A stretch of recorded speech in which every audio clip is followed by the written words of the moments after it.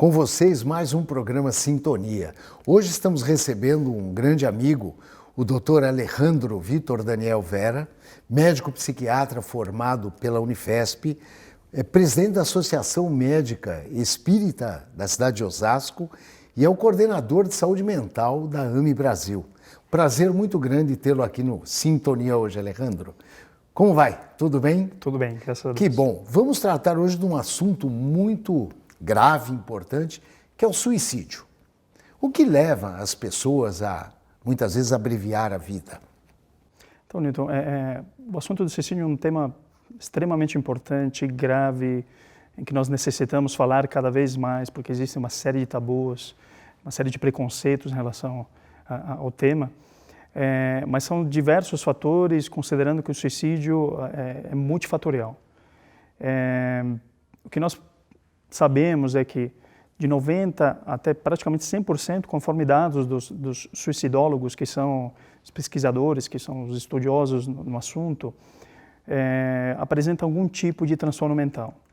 Então, principalmente quadros depressivos graves, transtornos de personalidade, quadros de esquizofrenia, uso e abuso de substâncias, de álcool e drogas, transtorno afetivo bipolar, enfim, estão entre as doenças mais prevalentes e que se relacionam mais diretamente com altos índices de suicídio. E é um assunto muito pouco discutido. As pessoas parecem que têm um certo tabu em divulgar, em falar, em comentar sobre o suicídio, não é verdade? Sim, tem muito receio. Por isso que o Centro de Valorização da Vida, que é uma instituição que já há dezenas de anos trabalha na prevenção ao suicídio, juntamente com a Associação Brasileira de Psiquiatria, pensaram em setembro como sendo o mês amarelo de prevenção ao suicídio. E é um mês aí que passou e tem sido altamente divulgado, com várias ações, tanto de uma associação quanto da outra, e diversos meios dentro das próprias instituições religiosas, ou instituições científicas, enfim, tem buscado abordar com maior profundidade. Que maravilha! Quer dizer, a informação é o melhor caminho para se evitar o suicídio.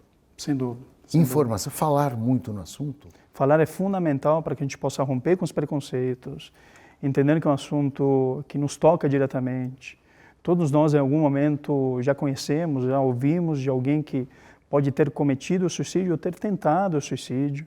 À medida que nós nos informamos, compreendemos melhor o tema, nos tornamos instrumentos de auxílio a alguém ou a pessoas que, porventura, fazem parte de nossa família ou não, mas que entendendo que pode ser evitado, principalmente quando nós orientamos para a busca de um tratamento médico adequado, suporte psicológico, alguns outros meios de auxílio.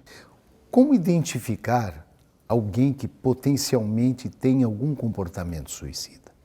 Como nós sabemos que a maioria desses casos está relacionado a algum transtorno mental, a primeira coisa é poder identificar se existe alguma alteração de comportamento que seja mais evidente, alguma alteração do humor. Então, as pessoas vão entristecendo, vão se angustiando, ficam mais isoladas.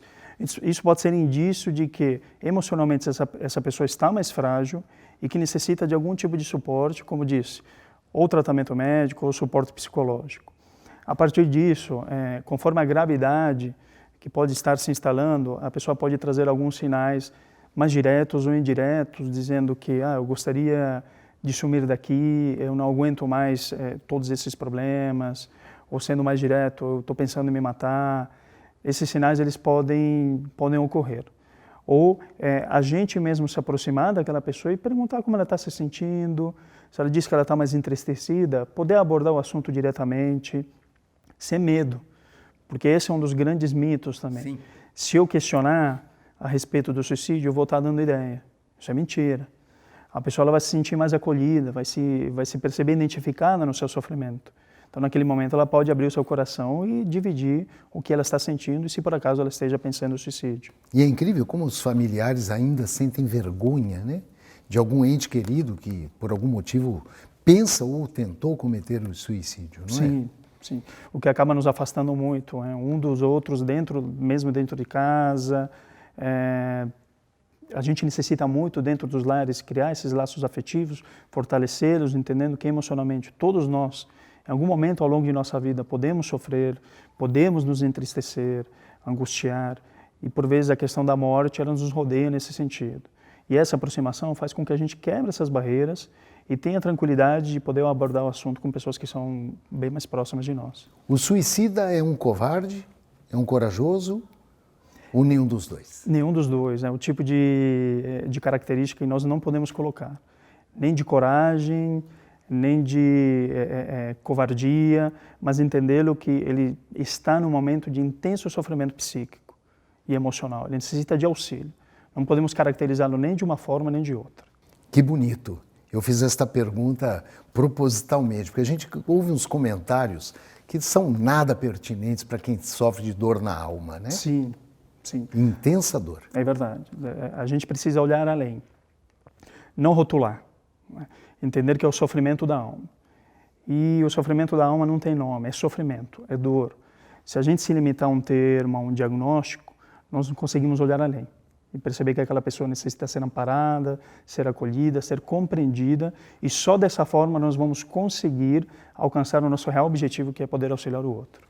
Alejandro, qual é o papel da casa espírita quando acolhe, quando recebe alguém nesta condição?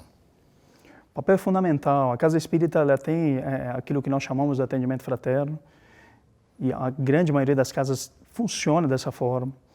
Uma escuta atenta é fundamental, sem preconceitos, sem julgamentos, entendendo que se a pessoa busca a casa espírita nessa condição é porque ela está sofrendo de forma intensa. E a primeira coisa a ser feita, além de escutar, além de acolher com muito carinho, com muito amor, com muita atenção, é orientá-la a buscar auxílio. Não só na casa espírita, através das terapêuticas que nós conhecemos também, mas encaminhá-lo ao tratamento médico, ao suporte psicológico. Não são excludentes esses tratamentos, eles são complementares e podem fazer com que aquela pessoa se recupere de forma mais rápida. Isto eu acho importante, porque muitas vezes a gente culpa o obsessor. Tentou se matar porque estava com o obsessor. Sim, nós terceirizamos a responsabilidade.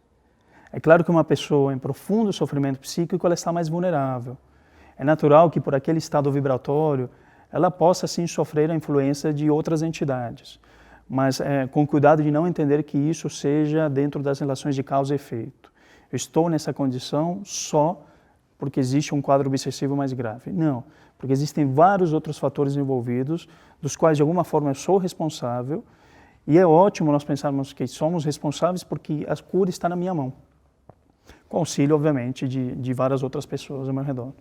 Me conta uma coisa, e o Vale dos Suicidas, Alejandro? Pois é, a gente tem transformado, enquanto espírita, e isso é um grande cuidado que nós devemos ter, como um grande inferno de Dante. O Vale dos Suicidas, como é tão trazido, especialmente naquela obra magistral de Ivone Pereira, né, Memórias de um Suicida, ela vai nos relatando casos que são muito interessantes, mas vai nos colocando também uma visão científica da coisa, para que nós não pensemos nas leis de causa e efeito do ponto de vista punitivo, mas sim pedagógico. Entendendo que essas leis divinas, nas verdades, elas nos educam, elas não nos punem. Então, por que será que o espírito, uma vez que ele comete suicídio, ele se encontra em condições tão complexas, tão difíceis, de tamanho sofrimento? Eu diria que, primeira coisa, ele entra em contato com sua própria consciência. E como nos é colocado pela doutrina, pelos espíritos, a lei está escrita em nossa consciência. Então, a partir do momento que nós temos contato com a nossa consciência, entra, obviamente, o nosso próprio julgamento em relação àquele ato. E, em segundo lugar, existe uma questão científica, biológica relacionada a essa complexa relação espírito-corpo, que se eu planejei um processo reencarnatório para 50, 60, 70, 80 anos de vida, mas cometo suicídio, por exemplo, aos 30 anos, nessa questão perispiritual, estou saturado de fluidos vitais, sim, para que eu possa manter a minha existência terrena durante todo esse tempo. Sim. Então, se eu cometo aos 30, mas eu me planejo até os 80, teoricamente eu tenho 50 anos em que eu tenho saturado o corpo perispiritual desses fluidos. Esses fluidos eles necessitam voltar à natureza, sim, e há um tempo para isso. Por isso, todo aquele mal-estar, todas aquelas dificuldades profundas que o espírito pode vivenciar após ter cometido o suicídio. mas o tempo todo ele está sendo amparado, o tempo todo ele está sendo auxiliado para que isso não se prolongue durante todo esse período. Com certeza. Alejandro, quanto conhecimento. Querido, nosso tempo está se esgotando, gostaria que você se despedisse e fica o convite para uma próxima vez você voltar para conversar com a gente sobre depressão. Obrigado, Newton. Obrigado a todos esses que estão assistindo o programa. Fica, na verdade, uma mensagem de alento para aquelas pessoas que estão assistindo neste momento e que, porventura, estão pensando em pôr fim à vida através do suicídio.